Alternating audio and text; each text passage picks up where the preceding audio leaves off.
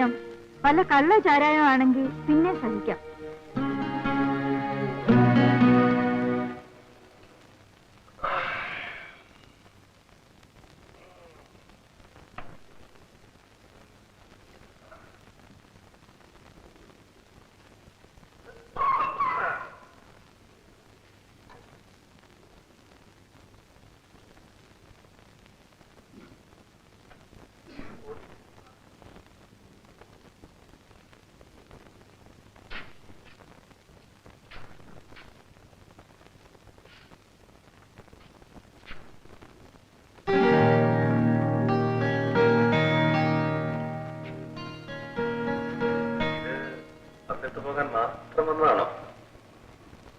അതെ.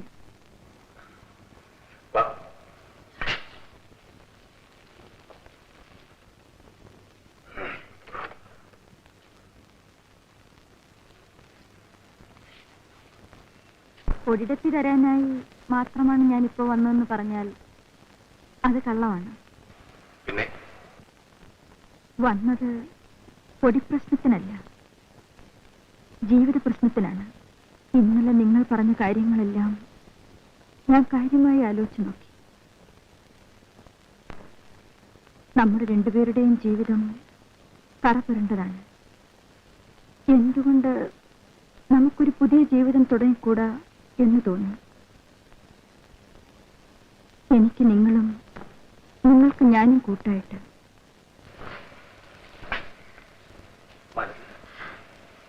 പക്ഷേ ഒന്നുകൂടി ശരിക്കാലോചിച്ച് തീരുമാനിക്കേണ്ടത് നിങ്ങളാണ്.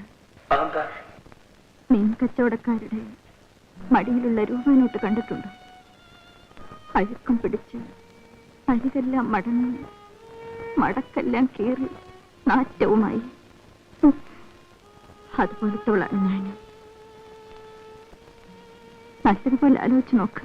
നോട്ട് അഴുക്കാണെങ്കിലും അല്പം കീറിയതാണെങ്കിലും അതിന്റെ വില കുറയുന്നില്ല. ആട്ടെ, നിനക്ക് എവിടുന്ന പെട്ടെന്ന് ഈ ഭൂതോദയം ഉണ്ടായത്? ബോധ്യമരത്തിന്റെ അടിയിലിരുന്നപ്പോഴല്ല, മറ്റൊരുത്തന്റെ മാറി ചാരിക്കിടന്നപ്പോഴാണ്.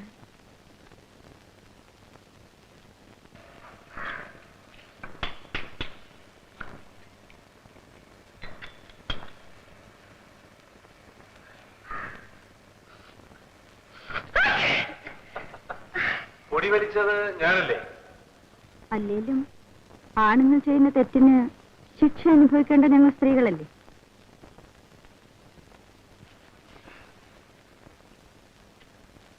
ഏയ്,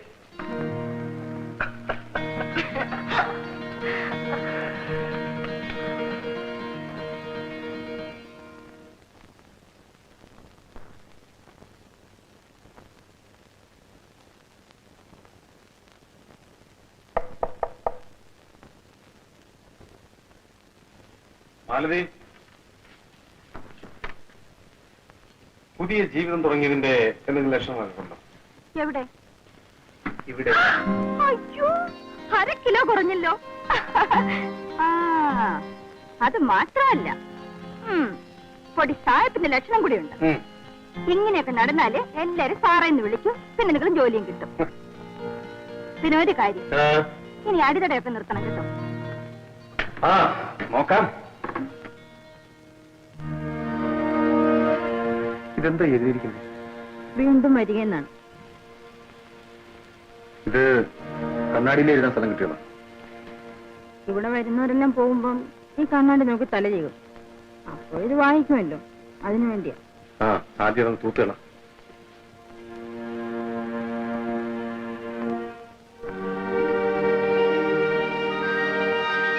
അപ്പേ ഇടോ ഇടോ തന്നെ തന്നെയാ. ആരെ? എന്നെയാ? ഇടോ, ഇയാളെ എന്താ പറഞ്ഞ് വിളിക്കണം? എടാ വേലിച്ചെറുക്ക എന്ന് വിളി. ഒന്ന് പോടോ. താനിങ്ങോട്ടൊന്ന് വരാവോ? എന്തിന്? അയ്യോ, ആ കപ്പ വെന്ത് കുഴഞ്ഞു കാണും. അടുപ്പിൽ നിന്ന് ഇറക്കി വയ്ക്കാവോ?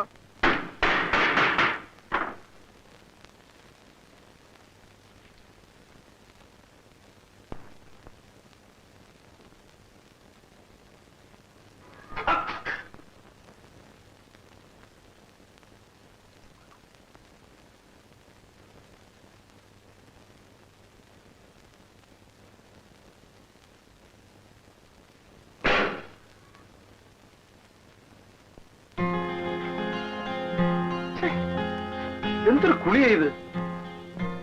എന്ത് കുളിയാ? ഇങ്ങനെ വളർന്നു പറഞ്ഞാ കുളിക്കുന്നേ? ഇവിടെ താൻ മാത്രമല്ലേ ഉള്ളൂ. എന്റെ പൊന്ന് തമ്പുരാട്ടി, ആദ്യമായിട്ട് നാണമെന്ന് വെച്ചാൽ എന്താണെന്ന് മനസ്സിലാക്കാൻ ശ്രമിക്കണം. എന്നിട്ട് ഇതുവരെ ശീലിച്ചൊക്കെ ഒന്ന് മറക്കാൻ പഠിക്കണം. പിന്നെന്തൊക്കെ പഠിക്കണം? ഈ ശരീരം മറ്റാരെയും കാണാതിരിക്കാൻ പഠിക്കണം. എന്നാലേ സാർ തന്നെ വാതിലടച്ചോണ്ട് ഒന്ന് പുറത്തേക്ക് ചെല്ലാമോ? പിന്നെ സാർ എന്തിനാ തിരിഞ്ഞു നോക്കുന്നത്?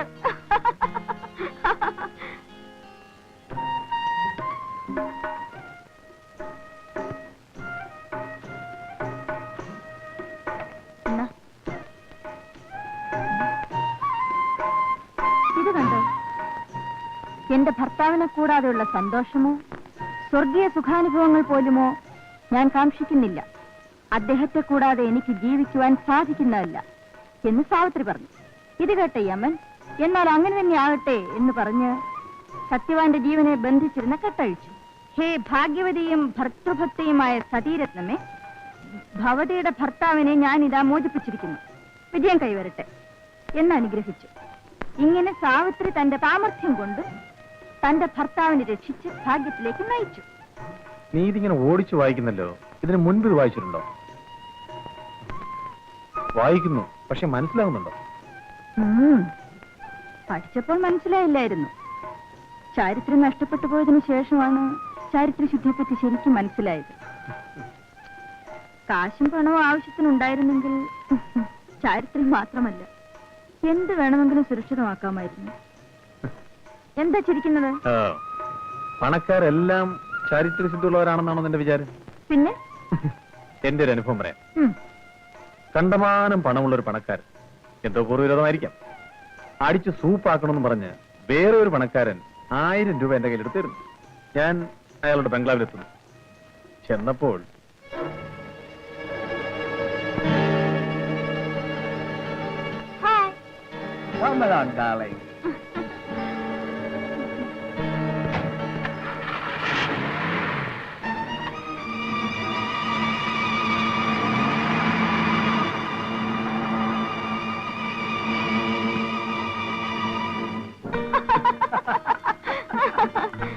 You naughty girl.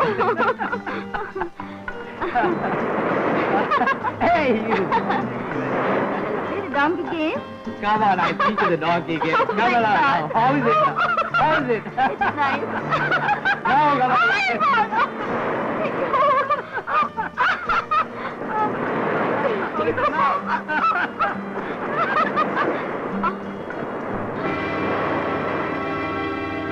രാജശേഖരൻ മുതലാളി, തനിക്ക് ഞാനൊരു സമ്മാനം കൊണ്ട് വന്നിരിക്കുകയാണ്. I have seen it. Please.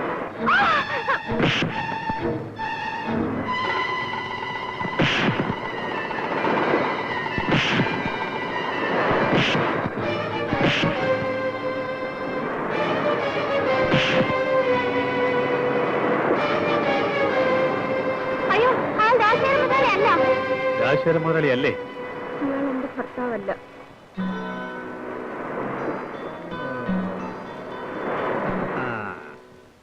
അപ്പോൾ ഇത് പുറത്തറിയാൻ പാടില്ല അല്ലേ?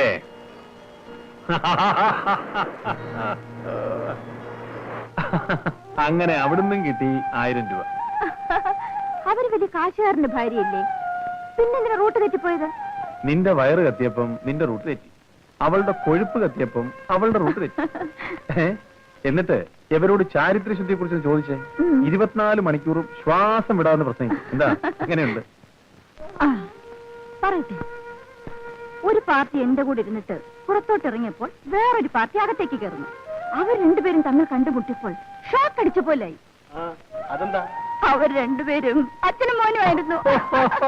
വലിയ ബഹളം നടന്നാണല്ലോ. പിന്നെ എന്തുകൊണ്ടാന്നറിയാമോ? എന്റെ വീട്ടിൽ വന്നതിനൊന്നുമല്ല, അച്ഛനേക്കാൾ മോന് 5 രൂപ കൂട്ടി തന്നുപോയി.